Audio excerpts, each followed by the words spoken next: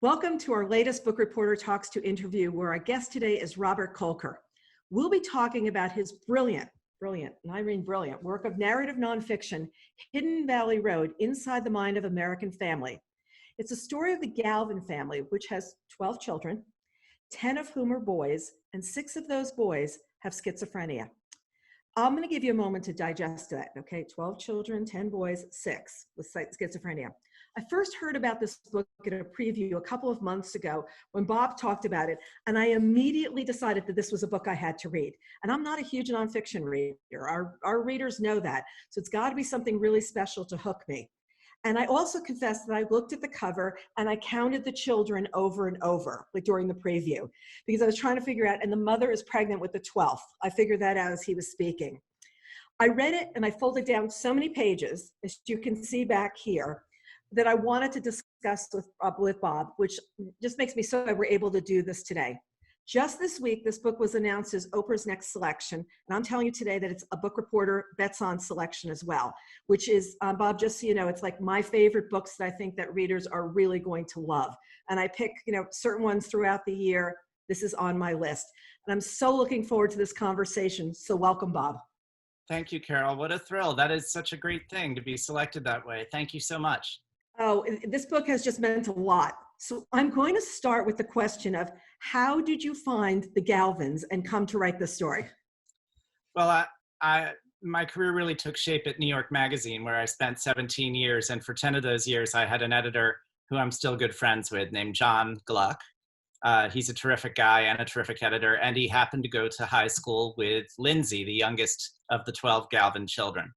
And over the years, he stayed in touch with her, and in dribs and drabs, he learned about her family and got to know Margaret as well. But only recently, in about 4 years ago, did they come to him and say that after many years of thinking about ways to make their family known to the world, they decided that it would be best to ask an impartial, independent journalist to write about them and sort of take the story wherever it led the writer to go.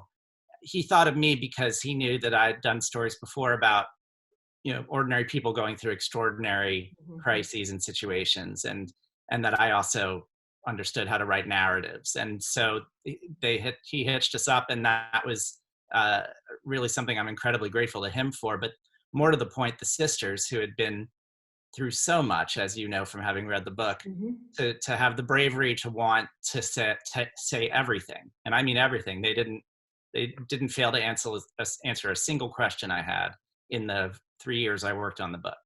That to me was amazing. Yeah, and it was, why did the family want to tell their story? Because there's a lot that you would usually sweep under the carpet, and we'll get into the mother who swept a lot under the carpet.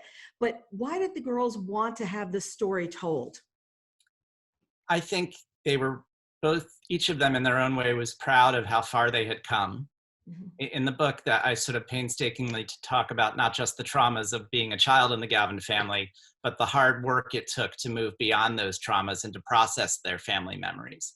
And so I think they felt like they had something to offer others, a little bit of comfort perhaps, or even inspiration how to get through hard times. That's one thing. They also had an inkling that their family was scientifically significant.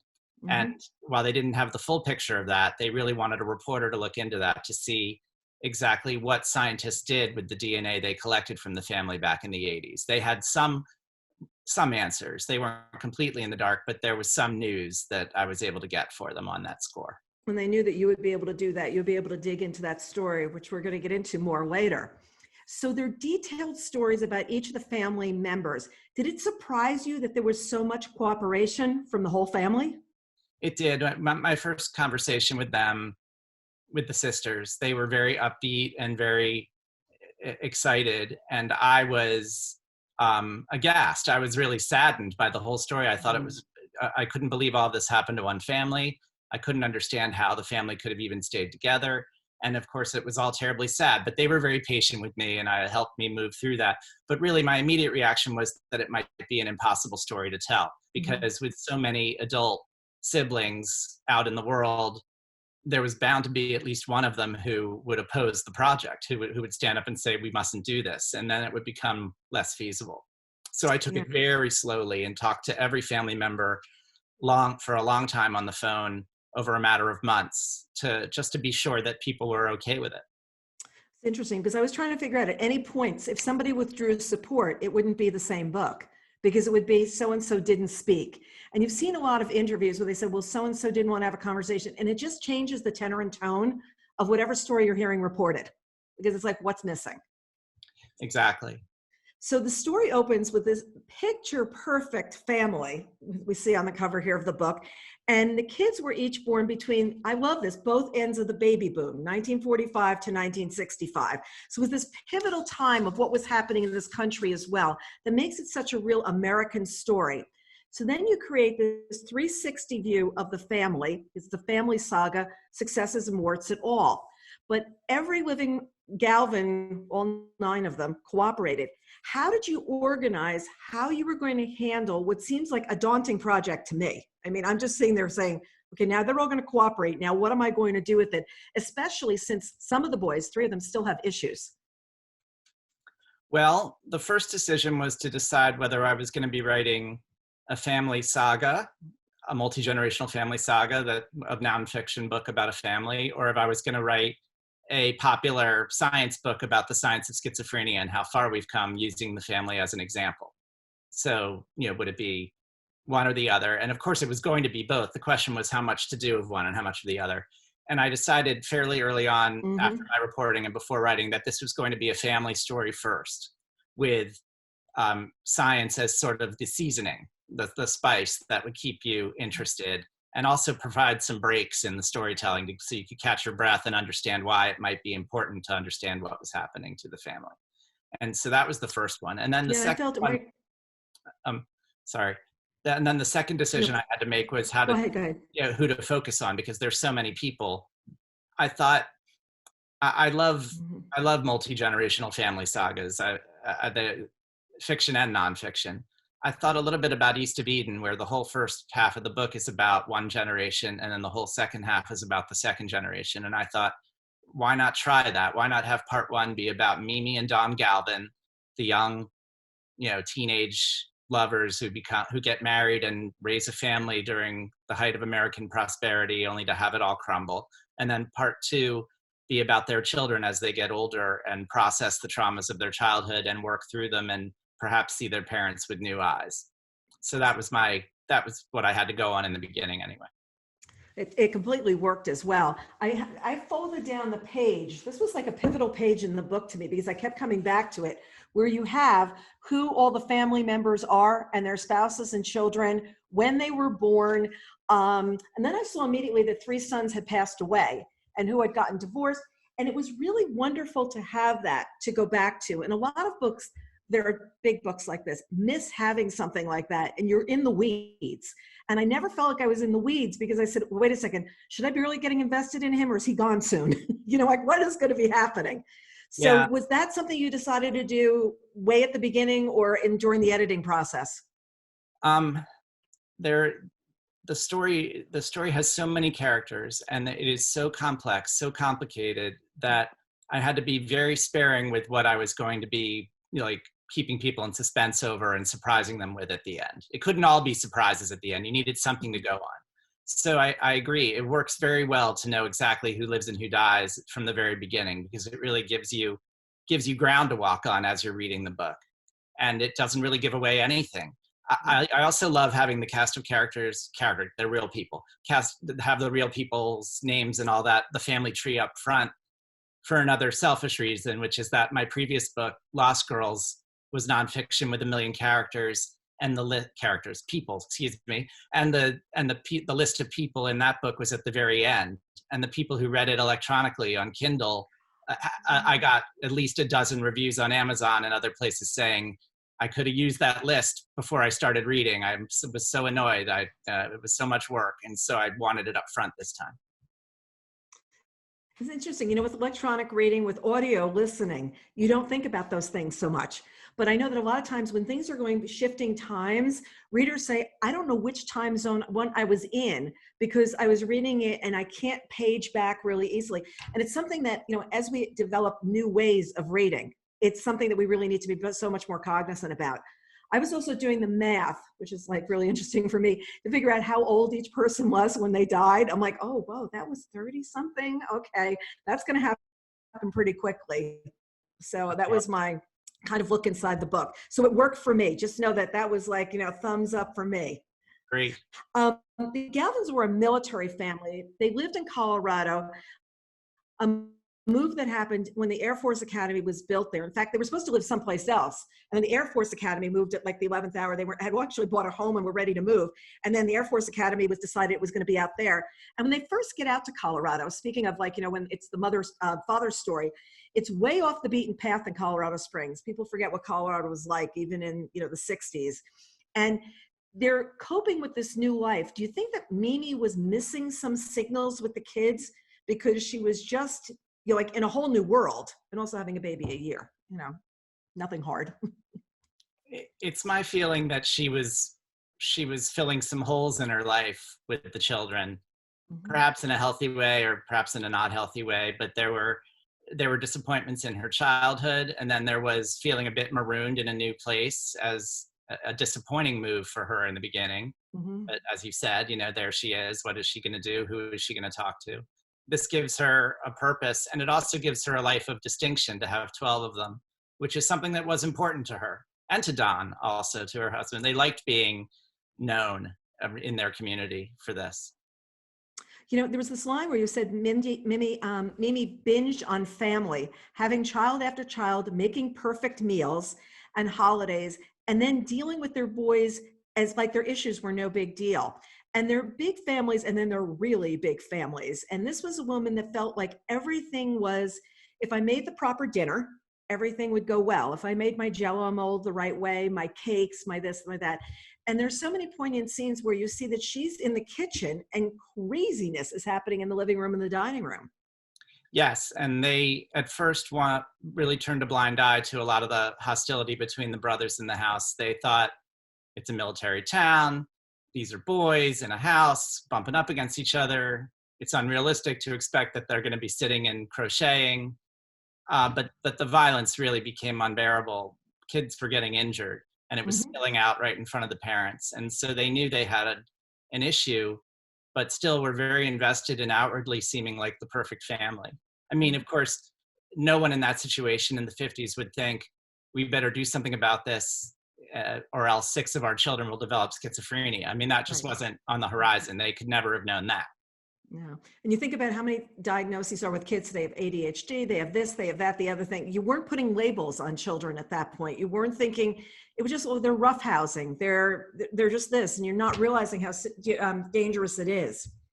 She was also the ultimate mother in controlling, and then she became the huge caretaker to the boys.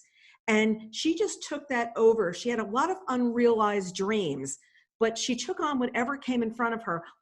I know you met her like just a couple of times. Was she a very strong woman? She was very sunny and very upbeat and very energetic, even at 90 or 91.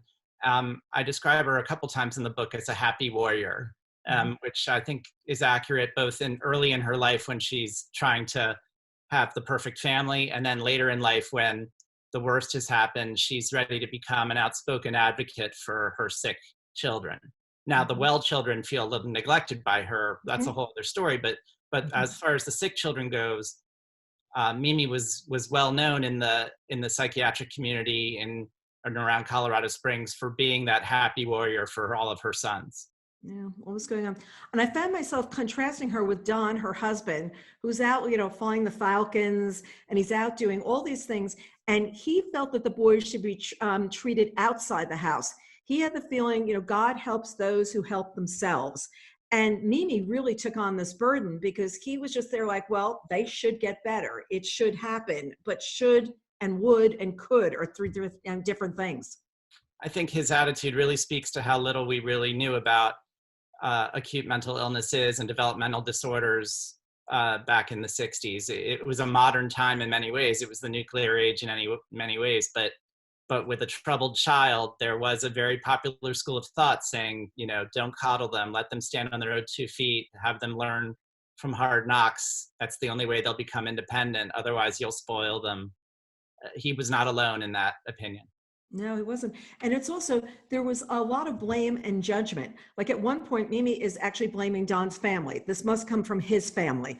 And I think that a lot of that was pushed back and forth as well is, well, this is because they would be from your side of the family because of the complete lack of understanding of what was going on.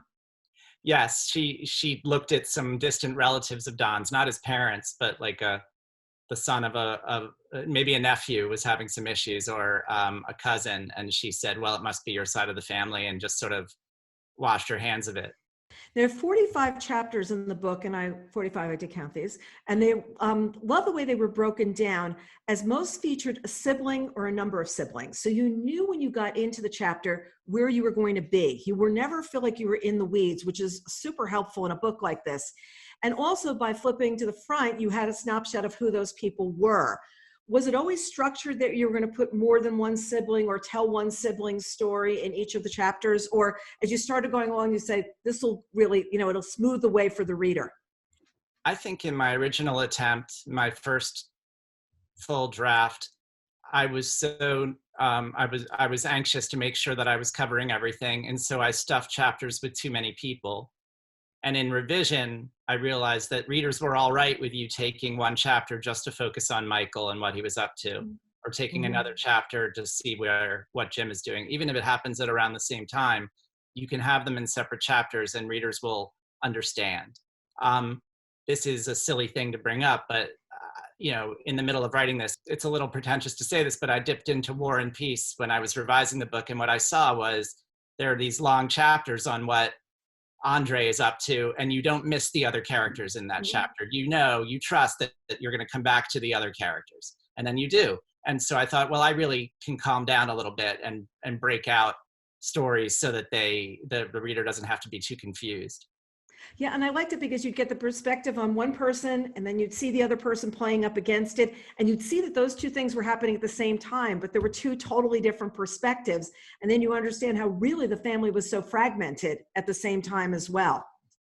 Now, for normal siblings in this family, life had to be very difficult because you're seeing, the majority of or half the kids are, off on these different planes. And I really love the description of the Hockey brothers, which were four of the brothers that were really, really close. Only one, if I remember correctly, does not have schizophrenia. And then all of a sudden, how tough is this on the other person who's watching his closest siblings, fall apart? Yes, Mark Galvin is the one of the four who is not mentally ill and is around today. And in a very large family, they were a small unit within the family, really a family within the family. They were his closest relatives. And all three of them, it's like they fell off the face of the earth. It was a real tragedy for him, and one that took him a very long time to move past. He's still close with other siblings and was close to his mother, but really, it's almost like there's a little barrier between him and the rest of the family because he was closer to those other guys. Yeah, and it had to be so painful for him as it was 1, 2, 3. It didn't happen all at the same time. And to just watch the people that are closest to you are the ones that are unraveling. And you think one, okay, but then you're saying, wait a second, this is everybody I hung out with on the hockey team. This is everybody at once. He probably had a more severe version of what all the other Wells siblings had, which was this question when they went to bed at night, wondering if they would wake up mentally ill too, if it was going to come and get them too. Yeah, and since we didn't know what it was, do you catch this? Like, how do you get this? How does this unfold?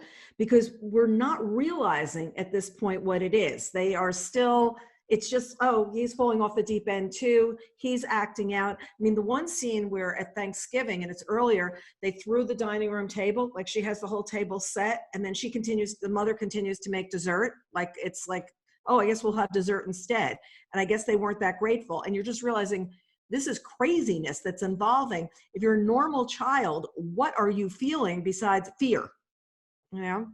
Exactly. And just the secrecy only made it even worse because the Wells siblings couldn't really talk about it with anyone outside the house.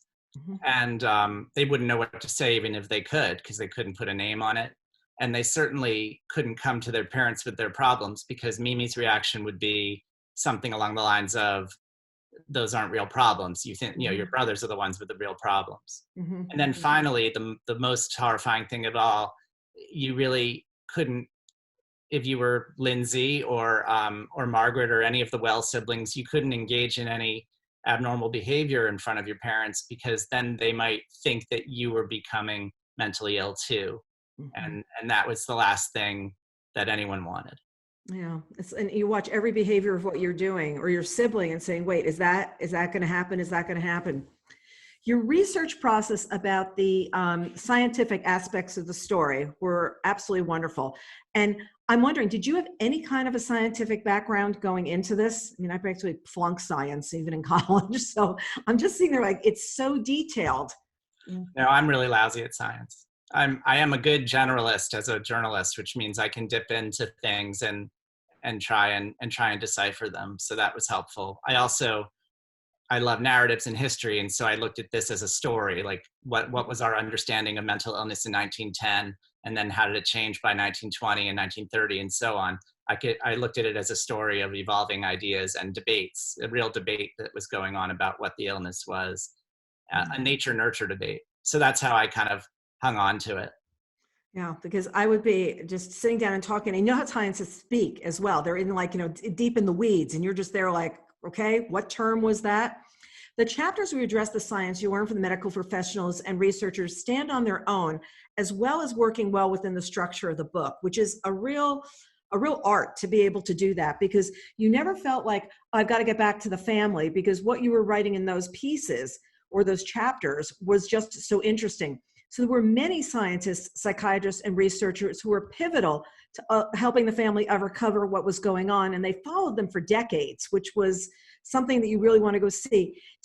Since you didn't have the background, when you sat down to speak with them, was it just like furious notes and then trying to figure out what they were saying? Because it seemed like they were very easy to speak with about what was happening. I started by speaking with a couple of the researchers, Lisi and Robert Friedman, who had met the family in the 80s, and I learned about their work. And then, just to make sure that I was really getting a full view, I decided to talk to people who knew nothing about the Galvins and knew nothing about these two other researchers, just to make sure that this work wasn't too fringy or too strange to even bother taking seriously. And what I learned is that they were very much part of the mix during their, the time that they were doing their research. And that helped me learn more and more. As a reporter, you seek out the people who are the better explainers, who can really help you. And this time, of course, I really hit the books. Like I have 100 books on schizophrenia now, and many of them are flat out wrong because they were published in 1962 or something like that. So that's fun too. So again, just looking at it as a story that evolves was the thing I needed to hang on to as I was trying to make it through it all. Yeah, and what you said before about those chapters, I did sort of make a rule in the writing and in the revision of the book.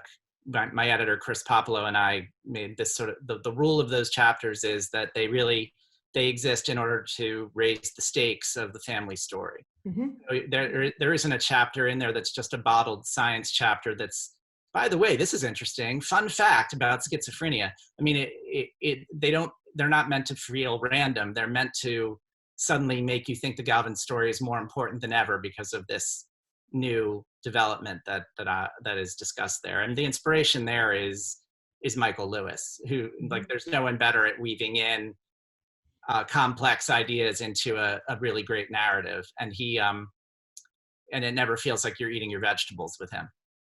No. And you did the same thing. You're really still really on that same track, because I just felt like I was learning so much, but I didn't feel it. And I was learning in the context of the Galvins, but you delve so deeply into, well, it could have gone this way. And then there were some roadblocks that we came up against. There were people who weren't able to access the research anymore, and then comes back like later on. I won't, share, too much about the book, but I thought that was like so interesting, because things had importance at times in science. And then, we don't care about this anymore, including Big Pharma sees no reason to find a cure for this, because the population is not big enough that will be served by this as well. And there's so many different strains. And I found that was there's no big money that's going to go on behind this. Yes, it's too complicated. It's too expensive because you can't test it on rats. Rats don't have schizophrenia. And it's too risky because you need human subjects to test things on. And then the people who are affected aren't very good at speaking up for themselves, unlike, say, people who have cancer. So it has a lot of strikes against it as far as big pharma is concerned. This part of the story I really dove headlong into. I wasn't interested in writing a simple version about how one day there'll be a miracle cure. I kind of embrace the complexity of this. I mean, science is not always a forward march toward progress. Sometimes there is tunnel vision, and sometimes there is groupthink. Sometimes for decades, people believe things to be true that aren't true. And then until finally the ball moves forward a little bit. Sometimes technology makes things perfectly clear, but sometimes it muddies the waters. To me, that part I really appreciated and tried to get across as clearly as possible without providing any pat solutions. And didn't. And mental illness is still not discussed that much even today. Schizophrenia manifests in so many ways, and I learned that 3.2 million people suffer from it in the United States alone. Now, I confess, and I'm going to be honest here, that when I thought about schizophrenia, the only thing I thought about was multiple personalities with disease. And I kept waiting for that to manifest in the book, that the brother thought he was so-and-so, and really there were not 6 brothers in the family, there were 32 or something like that by the time all the different personalities came out. And what I found was that's not what it was. And it really manifests differently in each of the boys. Like some have some similarities, but they're not all exactly the same. Was that something that surprised you as well? It is one of the biggest misunderstandings, and it comes from the root of the word because, the root of schizophrenia involves the Latin for the word split. So everybody thinks it's about split personalities. I think multiple personalities might be a disorder out there, but it has nothing to do with schizophrenia. Schizophrenia is about a split between reality and your perception of reality. It's not about a multiple personality. And so of course, beyond that, there's huge debate over what schizophrenia is because it is not one disease. It is a syndrome. It's a collection of symptoms that have been wrapped into a definition of schizophrenia. And so sometimes it means, like Donald, you're borderline catatonic or having real delusions of grandeur. And sometimes it means, like Jim, you're hearing voices and you're paranoid and so forth. I was determined in writing about these mentally ill kids not to make them just cardboard cutouts or cliched crazy people. I was very worried in the beginning that I wouldn't be able to differentiate them and really talk about them as personalities. But as it turns out, their diseases manifest very differently. There is overlap, as you say. There's some religiosity in more than one of them. But in essence, they are their own people. And when I met them personally, the 3 surviving ones, I kind of relaxed a little because I thought, well, these are nice guys. Like I can talk about them as the people I know, not as case studies. And it was one interesting because the one brother was a musician and you thought, oh, here's somebody who's just going to be a musician. And then things fall apart. And yet you're seeing him as the whole family loves listening to his music and what's going on. And then right off the deep end and very, very, very strongly off the deep end, and it's not what you anticipated. Yeah, his death, which was a murder-suicide, was the great calamity. Really, I felt like it was the great turning point of the family, where the family was most at risk of shattering to pieces. That was in 1973, and the first boys were getting sick, visibly sick, in 68 or so. And so it was immediately clear to me that, this is the height of the counterculture revolution of the 60s and 70s, 68 to 73. This is a family that really is living the American dream until it implodes on them not just the way, but in a parallel way to the way the whole country was becoming very wobbly on its foundations at that time. And I couldn't get over that in the beginning when I heard that about the family. Yeah. And when I've read that that's the brother passed away, I was like, wait a second, he was really young.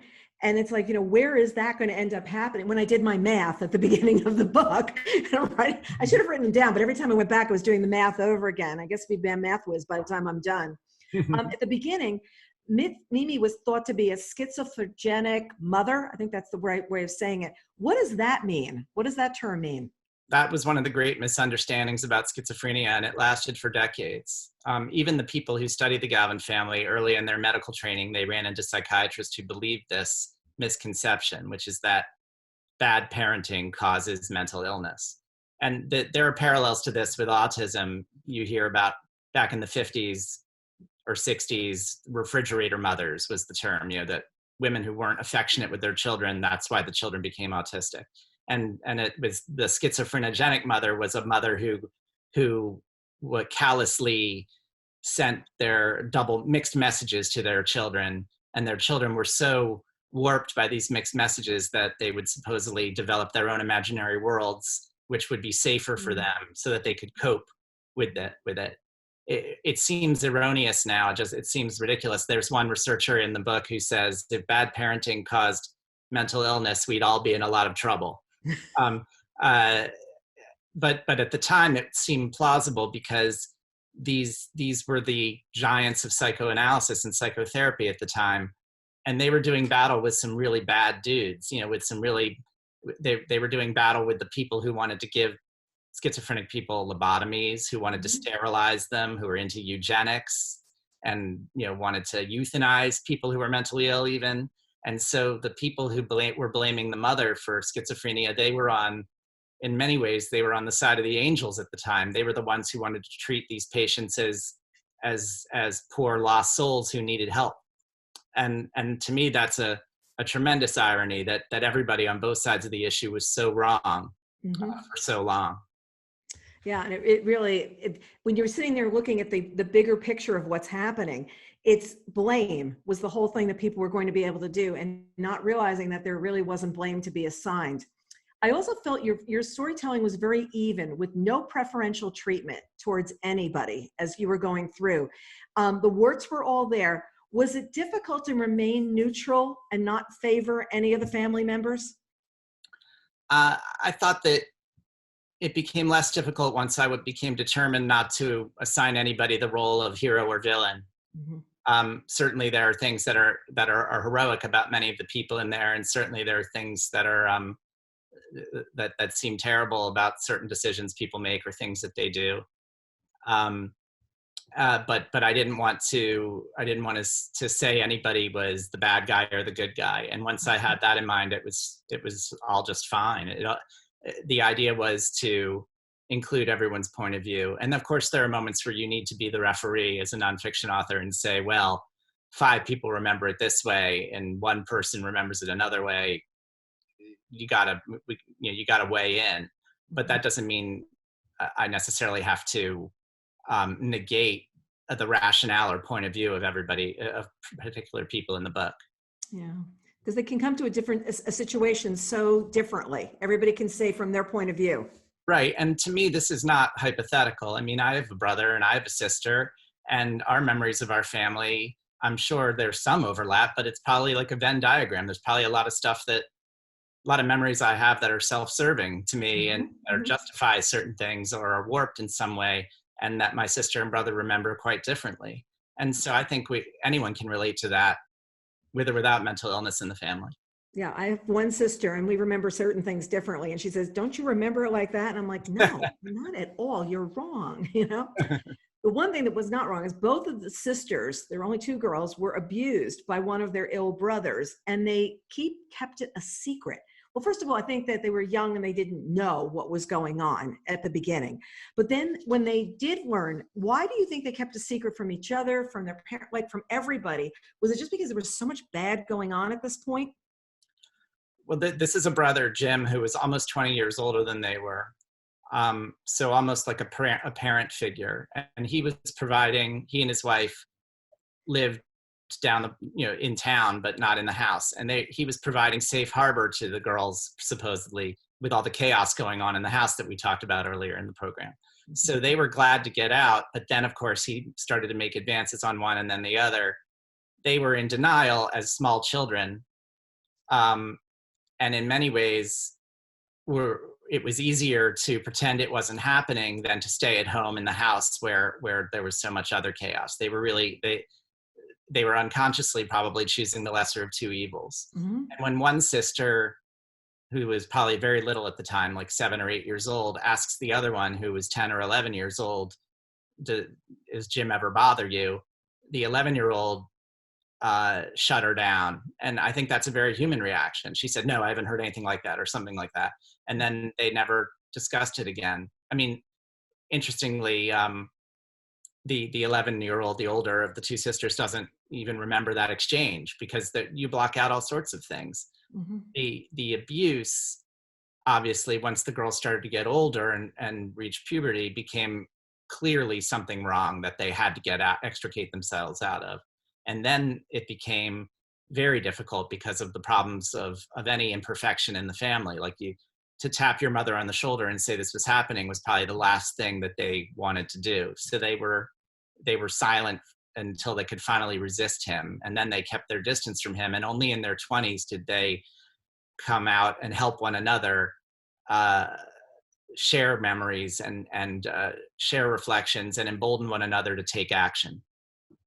Yeah, and while they were both united on so many fronts, they had trouble, difficulty grappling with their pasts, and I think it's because you don't want to see there was that much, in the past. For a long time, they weren't sure it was normal. I felt that just because they were normal in the house, they weren't sure it was normal in the real world.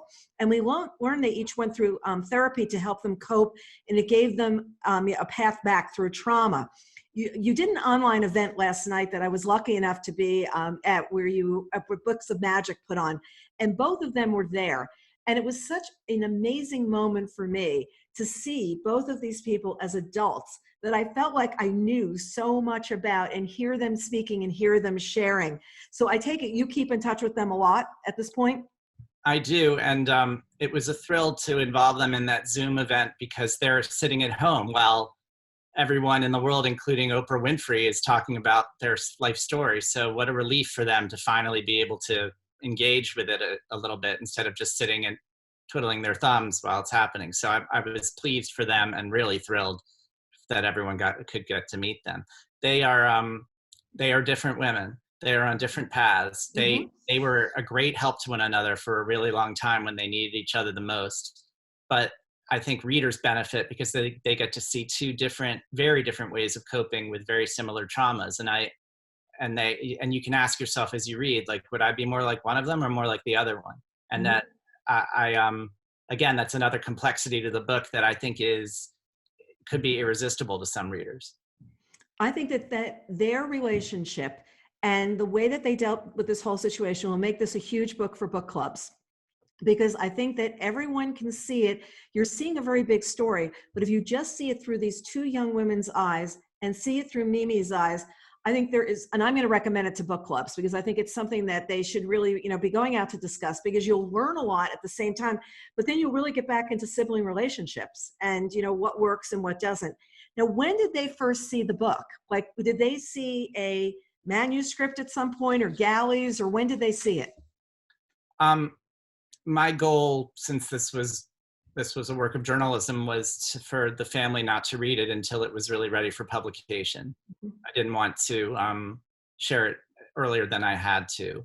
I was relying on taped interviews, and I was doing lots of fact checking, and I was giving them a sense of what was in it, but I wasn't going to run the actual text by them.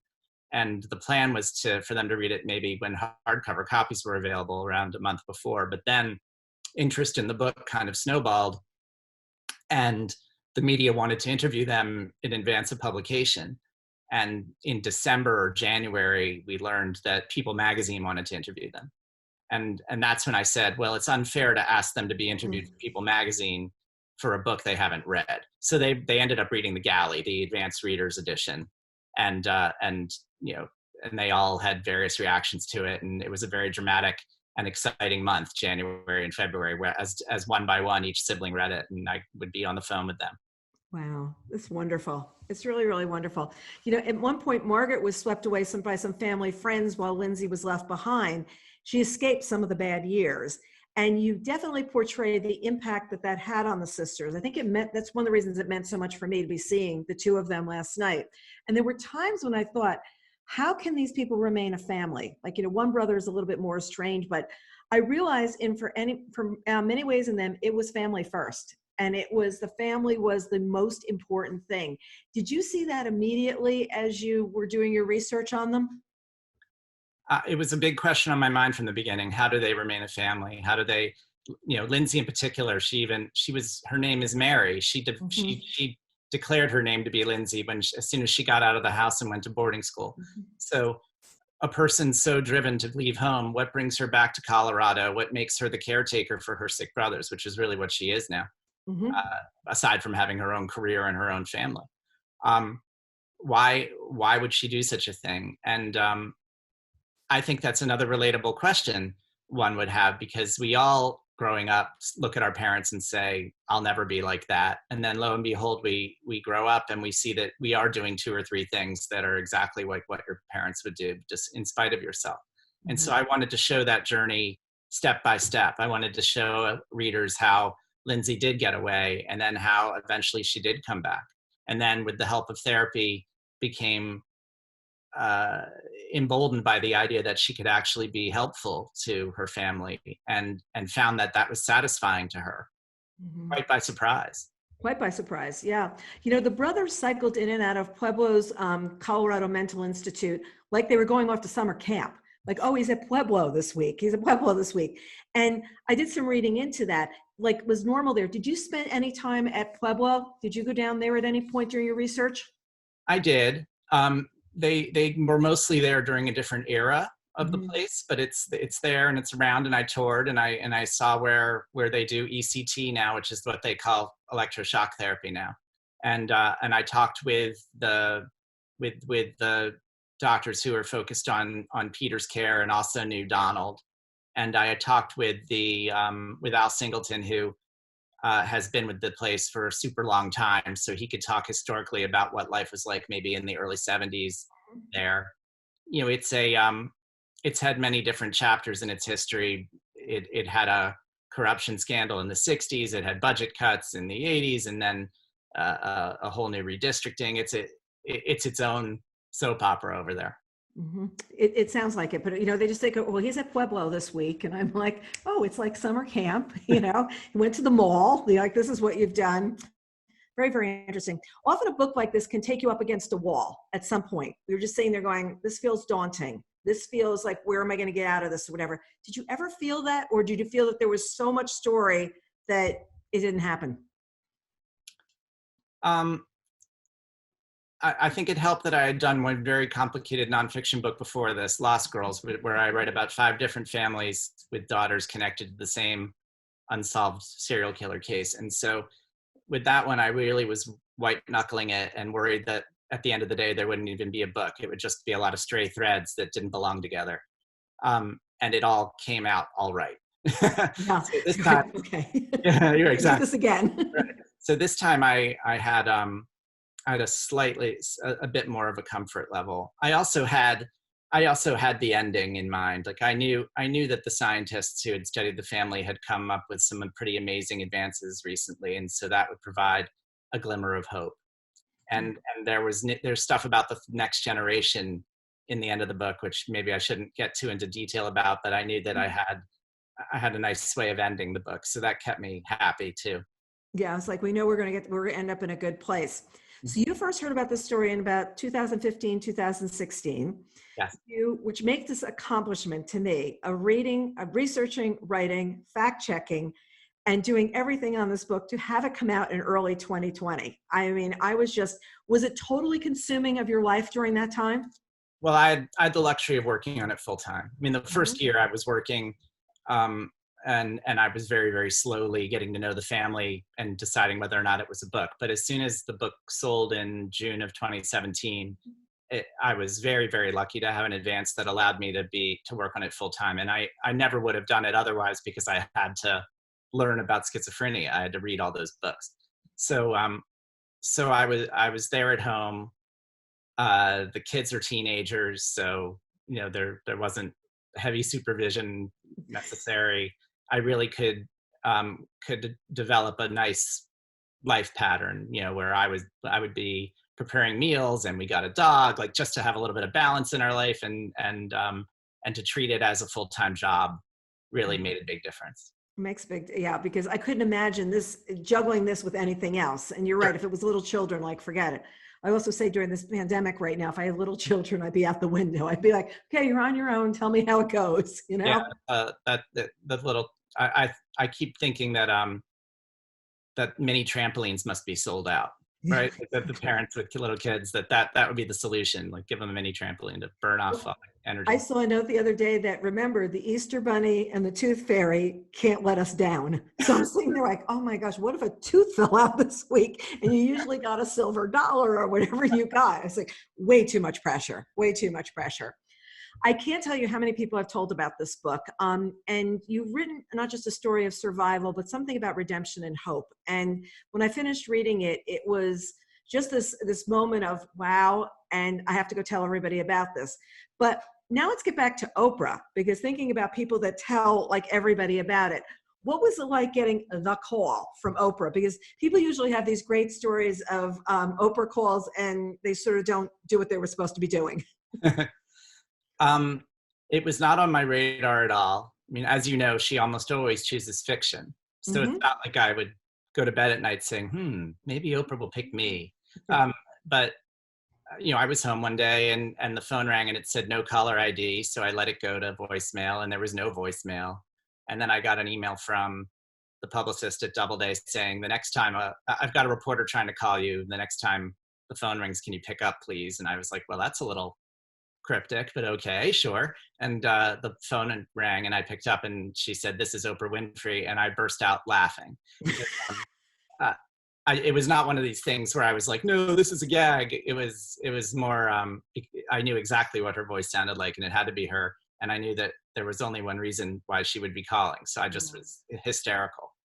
And then of course I thought about the family and what a risk they took going public and how pleased they were going to be to get that kind of validation.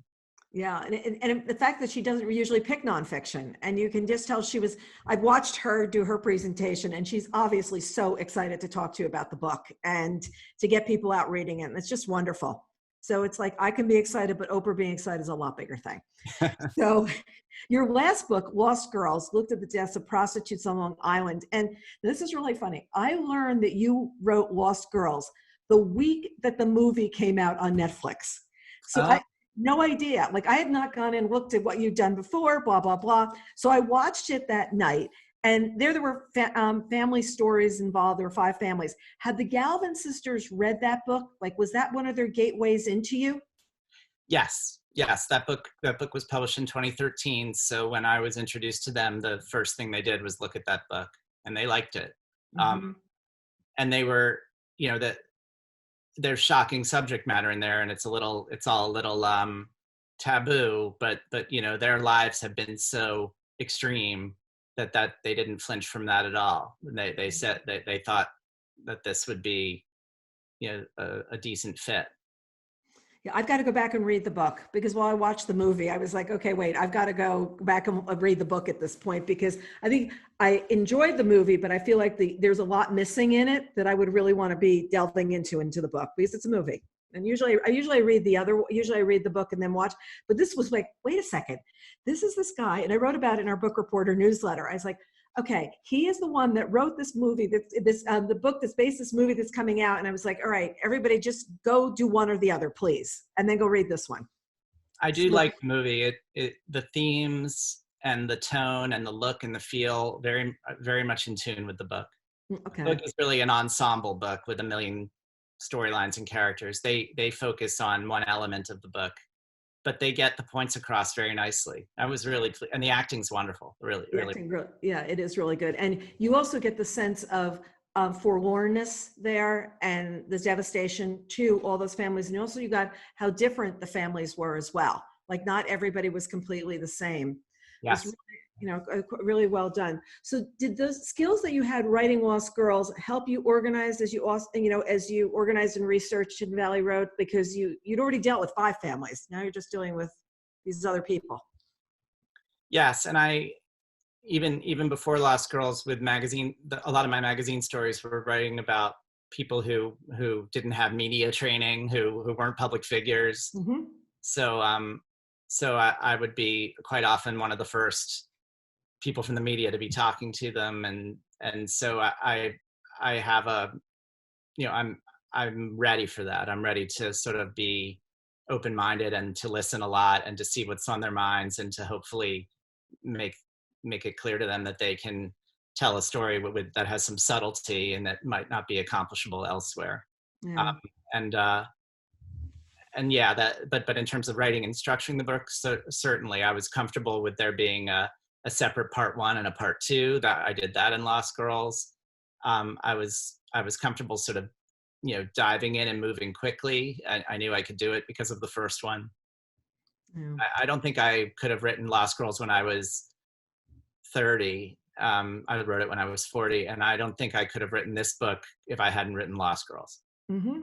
Mm-hmm. Everything's a career trajectory, and everybody sits there and says, well, I could do this now. And I'm like, sometimes if you did these other things along the way, it would just it makes much sense, which leads me to my last question, which is, you're a respected journalist, and Hidden Valley Road and Lost Girls have been huge projects. Do you have another project brewing, or are you waiting to find the next great thing? I'm waiting to find the next great thing. There are a couple things that I'm interested in that I'm looking into, but they don't seem like they're going to be big things. Mm-hmm. And I have a bad habit of saying no for many months before I say yes. And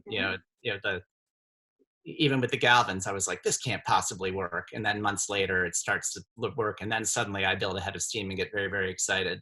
So, and with Lost Girls the same way, like, this is impossible, and then no way, and then I sleep on it for a few weeks, and then suddenly I'm doing it before I even know I'm doing it. So that might be how it happens the next time.